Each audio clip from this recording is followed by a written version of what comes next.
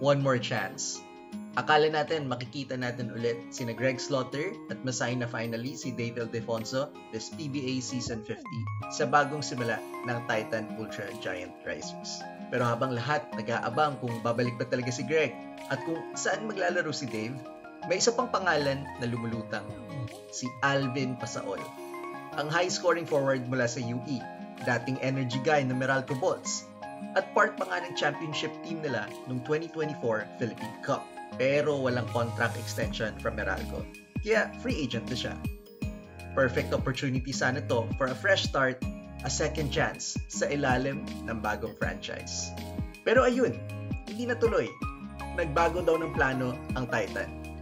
Instead of Pasaol, mas pinili nilang bigyan ng second chance sina Roy Sumang, James Martinez at RV Bringas. Tatlong pangalan, tatlong kwento ng second chances. Si Roy Sumang, matagal siyang nawala sa spotlight. 2 taon ding nawala sa PBA. Pero ngayon, bumalik sa parehong prangkisang nagbigay sa kanya ng oportunidad noon, Northport, na ngayon binili ng Titan Ultra Giant Risers. So, may familiarity, may confidence, at higit sa lahat, may energy na kayang magpasiklab sa kahit anong laban. Pag dikit ang score, isa siya sa mga gustong humawak ng bola. Yan si Roy. Maliit pero matapang. Sunod, James Martinez.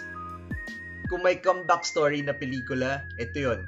Na-draft siya ng Ginebra noong 2011. He played his rookie season with the Power 8 team. Naalala niyo pa ba yun? Yung Power 8 sa PBA?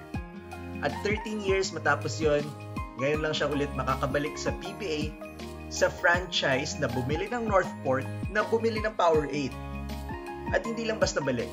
Handa siya magpakita ng bagong version ng sarili niya. Still the pure shooter he once was, pero ngayon siguro mas may veteran IQ, mas composed, mas marunong magbasa ng laro, hindi lang scorer kundi leader din sa loob ng court.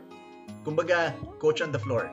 At sa isang bagong team na nagbubuo pa lang ng chemistry, yun yung klase ng presensyang kailangan.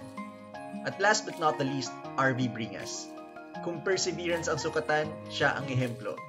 Na-draft pa ng Kia, Kia, noong 2017 pero hindi nakalaro. Ngayon, sa edad na 35, finally, rookie na sa wakas. Pero huwag mo tawaging late bloomer kasi dala niya yung grit, toughness at lakas na kulang sa maraming kupunan. Hindi flashy pero trabaho ang puhunan. Rebounds, depensa, hustle plays. Yan ang kayang ibigay ni Bringas. Kung may kailangan kang enforcer, siya yun. Team first guy, willing gawin lahat para manalo at para magkakontrata. Kaya kung titingnan mo, hindi lang basta roster decision to ng Titan.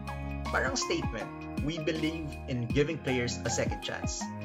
Pero habang nagkakaroon ng bagong simula in tatlo, si Alvin Pasaol naman kaya. Sino kaya magbibigay sa kanya ng second chance? Masakit kasi deserving rin siya. May talent, may hustle, may championship pedigree. Pero minsan, kahit deserving ka, hindi ikaw yung pipiliin sa round 2. Maybe, hindi lang ito yung second chance para kay Alvin. Maybe, yung susunod, mas bagay talaga para sa kanya. And maybe, this time. What? Ikaw, anong tingin mo? Tama ba yung desisyon ng Titan na pumili ng mga players na matagal nang di nakakalaro sa PBA? O si Pasaol ba dapat ang bigyan ng second chance? Comment nyo lang. Dahil minsan, kahit sa basketball, ang second chance, hindi lang tungkol sa pagbabalik, kundi kung kanino ka bibigyan ng bagong simula. Parang pag-ibig. Subscribe na nga lang kayo, dito lang sa The Pinoy Step. Sees na merong malaking shot blocker doon. Goes to his left hand. Very nice finish magmula kay Roy Sumang.